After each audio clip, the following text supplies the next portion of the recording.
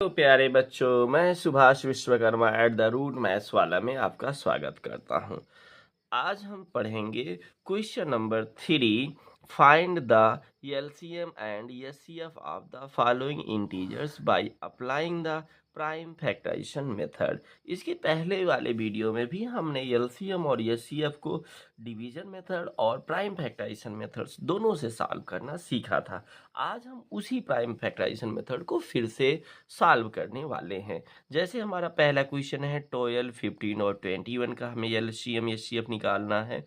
17, 23, 29 का निकालना है और 8, 9, 25 का निकालना। चलो हम प्रोसेस शुरू करते हैं। सबसे पहले हमारा क्वेश्चन नंबर 3 है 12, 15 और 21 का। प्राइम फैक्टराइजेशन मेथड से एलसीएम फाइंड करेंगे। अब देखो एलसीएम के लिए सबसे पहले हम 12 का प्राइम फैक्टर कर लेते हैं, यानी 12 किससे डिवाइड होगा। देखो 12 को 2 से डिवाइड करते हैं तो 6 आता है, इंटू 6 को अगर हम 2 से डिवाइड करेंगे 3 आएगा, और 2 लिख लिया और 3 अपने आप में प्राइम हो गया, यानी कि 12 का प्राइम फैक्टर 2 इंटू 2 इंटू 3 आ गया। अगर आपको ऐसे नहीं समझ में आता तो आप ऐसे 12 लिखिए, 12 को ऐसे डिवाइड करिए, 2 6 जा 12, 2 3 जा 6 और 3 1 जा 3, यानी ये जो नंबर आए हैं इनको हम ऐसे लिख लेंगे। इक्वल इनको हम पावर फॉर्म में लिख लेते हैं। 2 की पावर देखो 1 2 होगी और यहाँ 3 होने वाली है। 15 को भी हम प्राइम फैक्टर के फॉर्म में लिखेंगे, 3 इंटू 5, और इसको 3 की पावर 1 और 5 की पावर 1 लिखने वाले हैं।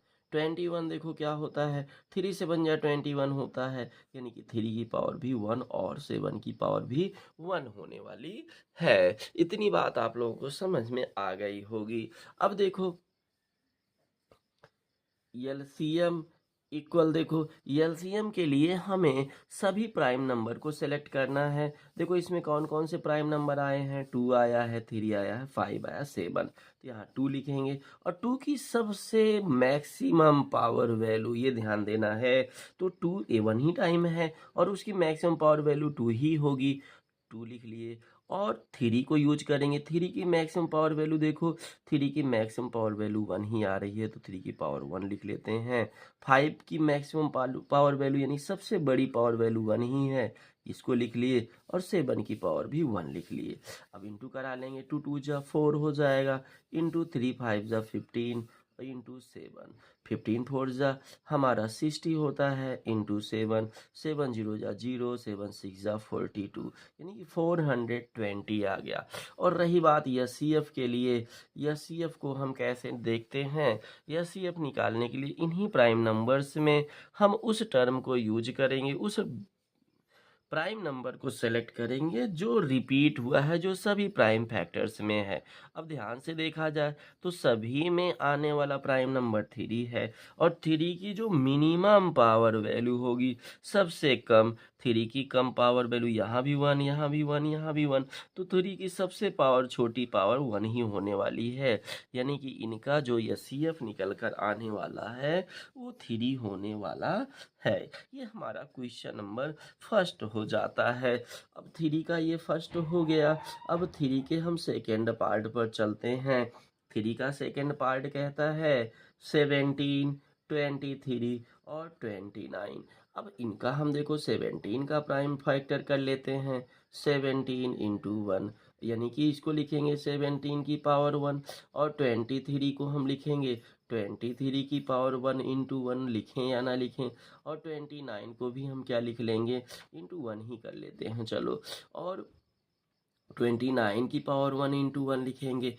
अब देखो भाई, इसको हम इनका एलसीएम जो आने वाला है, एलसीएम में हमने सीखा जाना कि सबसे पहले उन प्राइम नंबर को सेलेक्ट करेंगे जो इसमें रिपीट हुए हैं। तो बार बार देखो 17 भी आया है, 23 भी आया है, 29, तो इनको मौका मिलना चाहिए। 17 और कितनी टाइम आया है, मैक्सिमम पावर वैल्यू 17 कितनी है, 1 ही है, और 23 की भी पावर 1 ही है मैक्सिमम, 29 की भी 1 है और 1 भी लिख सकते हो। अब इनका मल्टीप्लाई कराएंगे तो ये 17 निकल के आएगा, 23 और 29। इनका जब हम प्रोडक्ट निकालेंगे तो आपका 11,339 आने वाला है। आप इसको मल्टीप्लाई कर लीजिएगा। और एचसीएफ की बात हुई तो एचसीएफ में जो सब में कॉमन होता है वही यूज होता है, और उसकी मिनिमम पावर वैल्यू। तो सब में कॉमन कौन दिख रहा है? जब कुछ ना दिखे तो समझ लेना 1 ही होगा। यहाँ पर हमने 1 प्रेजेंट कर लिया। अगर आपने नहीं भी किया है तो जो सब में कॉमन होगा वही यूज किया जाएगा। हो गया। अब हम क्वेश्चन नंबर 3 की ओर चलते हैं। थर्ड क्वेश्चन हमारा कहता है 8, 9, 25। अब 8 का प्राइम फैक्टर करेंगे। देखो 2 इंटू 2 इंटू 2, इसको लिखेंगे 2 की पावर 3। 9 को देखो हम लिखेंगे 3 इंटू 3 यानी कि 3 का स्क्वायर। और 25 को देखो क्या लिखेंगे 5 इंटू 5 इक्वल 5 का स्क्वायर। अब रही बात एलसीएम की। एलसीएम इक्वल देखो एलसीएम निकालने के लिए जो जो नंबर हमारे प्राइम यूज हुए हैं इनकी मिनिमम पावर वैल्यू इनकी मैक्सिमम पावर वैल्यू, यानी 2 की मैक्सिमम पावर वैल्यू 3 है, 3 की मैक्सिमम पावर वैल्यू 2 है, 5 की मैक्सिमम पावर वैल्यू भी 2 आने वाली है। 2 की पावर 3 मीन्स 8 होता है, 3 की पावर 2 मीन्स 9 होता है, और 5 पावर 2 मीन्स 25। 25 8 जा पहले कर लेते हैं, 200 आ जाएगा। और 200 को 9 से इंटू कराएंगे। 9 से इंटू कराते हैं, 9 0 जा 0, 9 0 जा 0, 9 2 जा 18 आने वाला है। और रही बात एचसीएफ के लिए। अब एचसीएफ देखो इसमें जो कॉमन इसमें कोई टर्म हमें दिख नहीं रहा है, और जब कॉमन ना हो तो एचसीएफ 1 आता है। अब हम क्वेश्चन नंबर 4 की ओर बढ़ते हैं। क्वेश्चन नंबर 4 है गिवन दैट एचसीएफ 306 यानी 306 और 657 का एचसीएफ जो है 9 है, एलसीएम जो है इसका हमें फाइंड करना है। अब देखो इस क्वेश्चन को कैसे हम सॉल्व करते हैं। हमारे पास देखो एलसीएम इक्वल क्या गिवन है, एलसीएम जो है क्वेश्चन मार्क फाइंड करना है। एचसीएफ कितना गिवन है, एचसीएफ हमारे पास 9 गिवन है। और फर्स्ट नंबर क्या है, यानी कि इसमें नंबर 306 है। सेकेंड नंबर क्या है 657। देखो इसके पहले हमने एक रिलेशन पढ़ा था, first number into second number equal their LCM into HCF. अब देखो फर्स्ट नंबर हमारा 306 आया है, यह सेकेंड नंबर हमारा 657 आया है, और एलसीएम हमें नहीं पता, और एचसीएफ हमारा 9 है। तो एलसीएम निकालना है। एलसीएम के लिए हम 9 को ट्रांसपोज कर देते हैं, 306 इंटू 657 अपान ये 9 आ गया। अब देखो 9 से चेक करेंगे क्या कोई नंबर डिवाइड होगा। वैसे तो ऑलरेडी जो एचसीएफ होता है, एचसीएफ वो फर्स्ट नंबर को भी डिवाइड, यानी जिन नंबर का एचसीएफ निकाले हो उन सबको डिवाइड करेगा। यानी इसको भी कर सकता है, इसको आपकी इच्छा किसको डिवाइड करना है। अब 9 से देखो इसी को चलो कर लेते हैं, 9 1 जा 9 से 1 जा 63, और फिर 9 3 जा 27।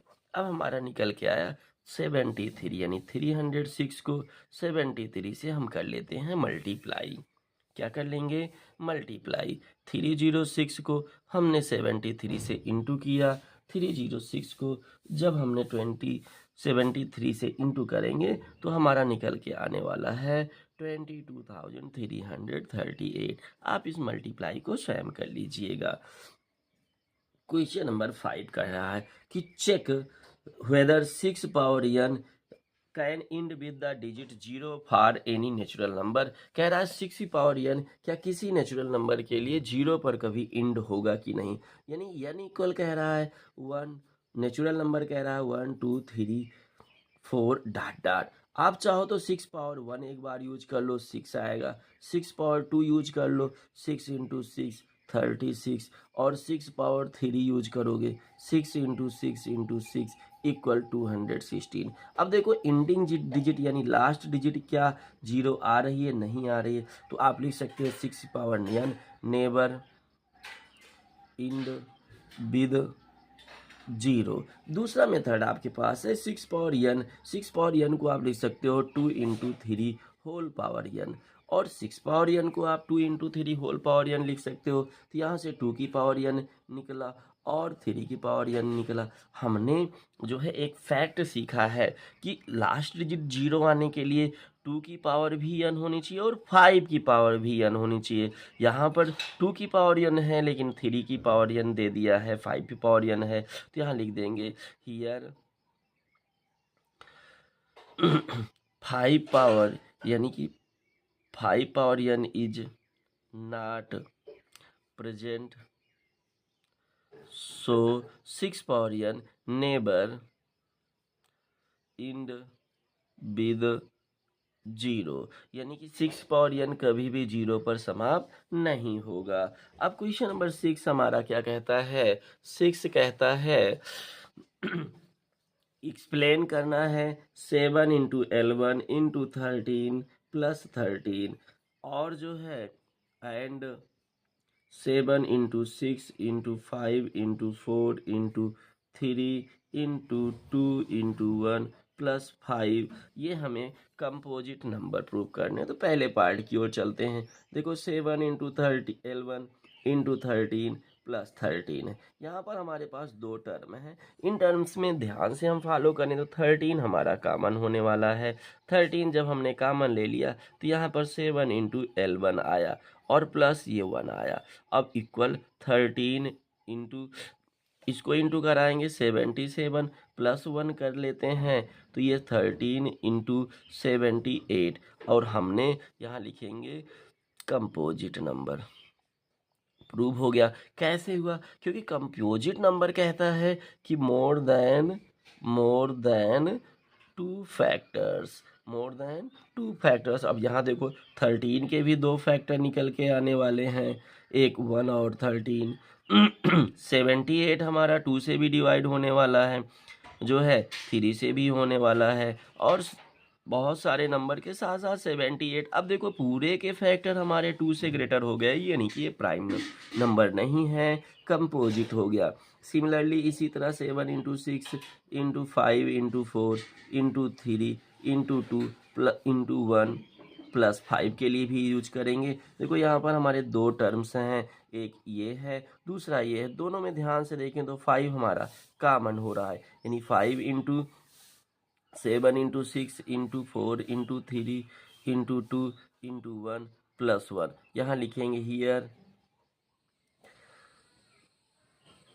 Factors are more than 2, so 7 into 6 into 5 into 4 into 3 into 2 into 1 plus 5 is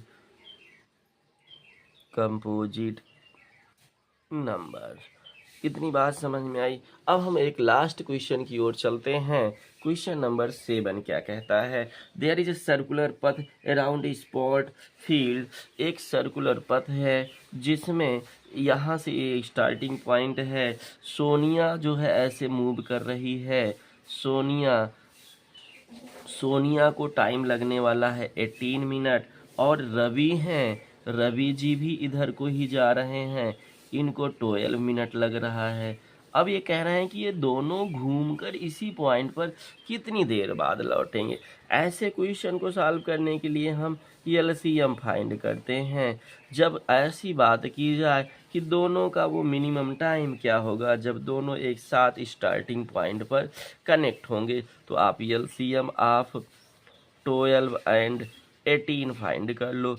12 को देखो लिख सकते हैं 2 इंटू 2 इंटू 3, यानी कि 2 की पावर 2 इंटू 3, और 18 को लिख सकते हैं 3 इंटू 3 इंटू 2, यानी कि 2 की पावर 1 इंटू 3 की पावर 2। अब एलसीएम के लिए हमने सीखा है कि जो प्राइम नंबर यूज हुए उनकी मैक्सिमम पावर वैल्यू, तो मैक्सिमम पावर वैल्यू 2 और 3 की भी मैक्सिमम पावर वैल्यू 2 है।